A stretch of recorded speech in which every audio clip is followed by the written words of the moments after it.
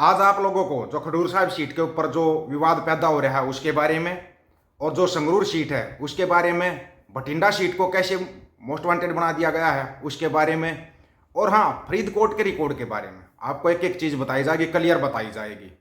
पूरी वीडियो को ध्यान से सुनना, लास्ट तक सुनना, तब अपने विचार रखना। बहुत भाइयों के फ़ोन आते हैं खडूर साहिब से, अभी भी थोड़ी देर पहले फ़ोन आ रहा था तो उनको ही बताया था। अरे तकरीबन सभी जगह से फ़ोन आ जाते हैं अपने पास। जब वहाँ पे आएंगे तो आपको बता ही देंगे, जब पंजाब के अंदर आएंगे, मौका लगा तो ज़रूर आएंगे, जब भी मौका लगेगा आएंगे, फिर वहाँ का बताएंगे। पहले तो आपको बता देते हैं, जो नामांकन भरने की आखिरी तारीख थी वो पिछली जो कल जो गई है 14 तारीख वो थी, आज 15 हो गई है। अब कोई नामांकन नहीं भरा जाएगा।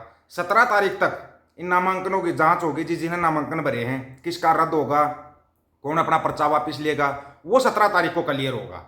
पहले आपको चुनाव का मोटा मोटा ये बता देते हैं।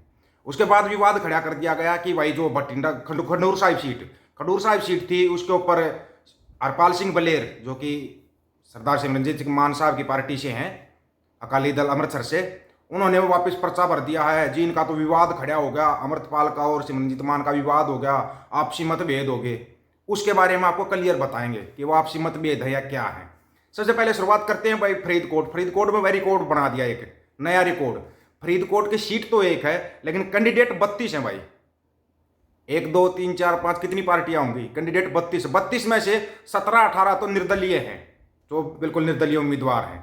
जैसे खडूर साहिब में अमृतपाल निर्दलीय, ऐसे निर्दलीय उम्मीदवार हैं 18 तो फरीदकोट के अंदर। एक नया रिकॉर्ड बना है, अनोखा रिकॉर्ड बना है। आपकी बार एक सीट के ऊपर 32 उम्मीदवार, जीतेगा तो एक, 32 तो जीतेंगे नहीं। वो अलग बात होती है, कोई वैसे मजे लेने के लिए चुनाव लड़ता, कोई अपना पर्चा उठाने के लिए पर्चा दाखिल करता है, कोई किसी प्रेशर में पर्चा उठा लेता है, या कोई पैसे लेकर पर्चा उठा लेता है। ये चीज़ एक अलग होती है, इसके बारे में नहीं बोलेंगे।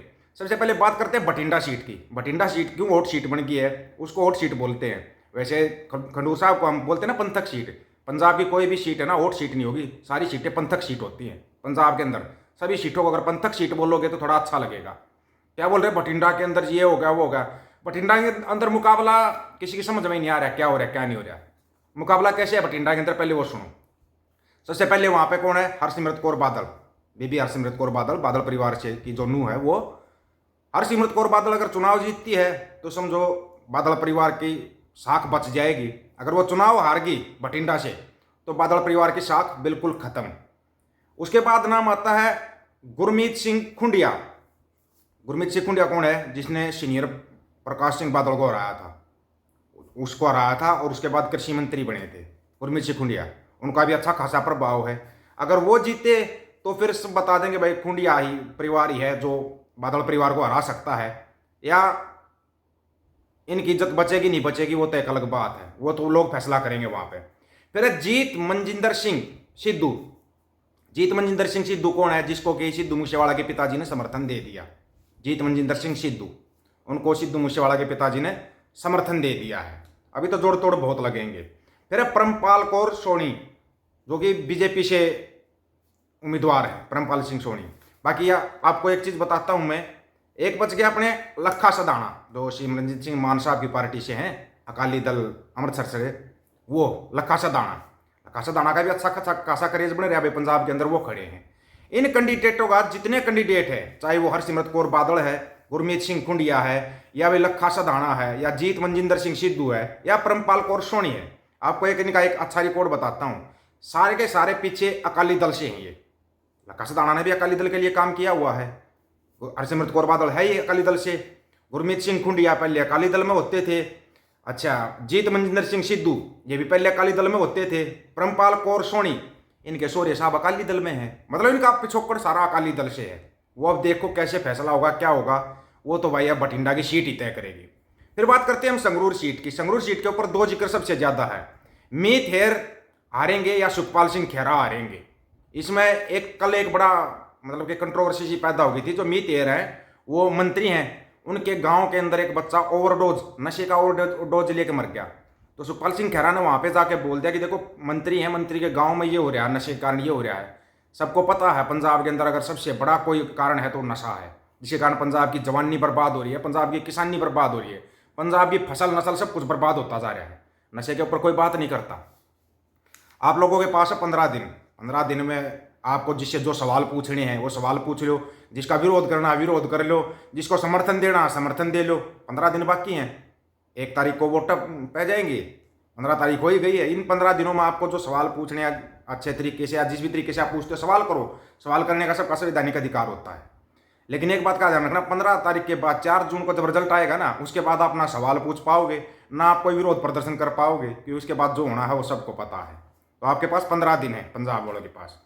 अब आते हुए जो खडूर साहिब सीट है अपनी, खडूर साहिब सीट के ऊपर भाई जो हरपाल सिंह बलेर ने कल आखिरी टाइम था, उस टाइम पर अपना फार्म भर दिया। फार्म भर दिया तो लोगों ने बातें बनानी शुरू कर दी। भाई सिमरनजीत मान साहब का और अमृतपाल के आपसी मतभेद हो गए, उनके परिवार के साथ ये बात होगी वो बात होगी, उसका तो विरसा सिंह वल्टो का तो जिक्र करने की कोई जरूरत होगी नहीं, वो उसका तो सवाल ही अलग है। वो किसी गांव में जाएगा तब अपने आप गांव वाले बता देंगे उसको। लेकिन आपको बताते हैं जो हरपाल सिंह बलेर का फार्म भरा गया वो क्यों भरा गया है वापस, क्योंकि 17 तारीख लास्ट डेट है जब तक डॉक्यूमेंट चेक होंगे। क्या बोले हरपाल सिंह बलेर ने खुद लाइव आके बोली है बात, और सरदार सिमरनजीत मान साहब ने कल चंडीगढ़ में जो प्रेस कॉन्फ्रेंस हो रही थी उसमें बोली है ये बात बोली है उन्होंने। मतलब हमने फार्म इसलिए भरा है, किसी कारणवश अगर अमृतपाल सिंह का पर्चा रद्द कर दिया गया तो कोई तो खड़ा होगा पंथक का, कोई आगू होगा कि नहीं होगा, वहां पे खड़ा होना चाहिए नहीं होना चाहिए। नहीं तो फिर ये वल्टो पलटो आज उल्टे पुल्टे बयान दे रहे हैं, ये सबको पता है। क्योंकि 17 तारीख लास्ट डेट है, इतनी जल्दबाजी मत करना। चुनाव आखिरी चुनाव है, वैसे भी 2024 का चुनाव आखिरी चुनाव होने वाला है, वो सबको पता आखिरी चुनाव क्यों बोल रहे हैं हम। उसके बाद है ना फिर कहीं खड़े होने के लायक नहीं बचोगे, ये भी आपको बता दिया गया है। लोगों ने अफवाह फैलाई भाई ये हो गया वो हो गया, वैसे वहाँ पर और भी हैं, लालजी सिंह भुल्लर है या कुलबीर सिंह जीरा है, मियाँ के है वो मियाँ सिंह मिंड है जो, वो भी हैं, खडूर साहिब सीट से ही है। लेकिन सबसे ज़्यादा जिक्र जो हो रहा है वो हो रहा है अमृतपाल सिंह खालसा का, क्योंकि बहुत से गाँव ने ना मते पास कर दिया, खडूर साहिब के अंदर मते पास किए गाँव ने कि हम किसी दूसरी पार्टी का मतलब बूथ नहीं लगने देंगे। अगर ये पूरे ही खडूर साहिब में हो गया तो फिर दूसरी पार्टियों को अपना चेता ले लेना चाहिए। तुम्हारी अब औकात दिखाने के लिए पंथक लोग तैयार हो गए हैं, और पंजाब पूरा का पूरा पंथ बोलते हैं, पंथ के हिसाब से चलता है पूरा पंजाब, क्योंकि गुरुओं की धरती है वो। एक सीट को पंथक सीट मत बोलो, 13 की 13 सीटें पंथक सीट हैं, उसी हिसाब से अपना वो करो, कैंडिडेट चुनो, अपना ठोक बजा के चुनो, ठोक बजा के जो पंजाब के हकों के लिए खड़ा होता है, पंजाब की बात करता है, जो पंजाब की जवानी, पंजाब की फसल, पंजाब की नस्ल बचाने की बात करता है, उसके साथ खड़े हो। माँ बोली पंजाबी को बचाने की जो बात करता है उसके साथ खड़े हो। जो पंजाबी संस्कृति को बचाने की बात करता है उसके साथ खड़े होना। सिमरनजीत मान साहब का और अमृतपाल का कोई विवाद नहीं है, ये सिर्फ 17 तारीख तक के लिए, ताकि कहीं ऐसा ना हो कि हम भी पर्चा उठा लें और 17 तारीख को बता दें भाई इसके पर्चे में तो ये कमी रहेगी अमृतपाल सिंह के पर्चे में, फिर क्या करते लोग, ये बात आपको सोचनी चाहिए।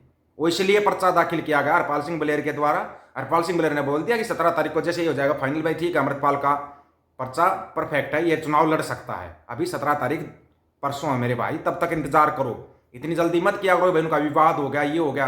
दूसरी तरफ लखा सदाना के समर्थन में खुद अमृतपाल सिंह की माँ गई हुई है वहाँ पे, जब लखा सदाना ने पर्चा दाखिल किया था उसके साथ खुद अमृतपाल सिंह की माँ गई है वहाँ पे उनका पर्चा दाखिल करवाने के लिए।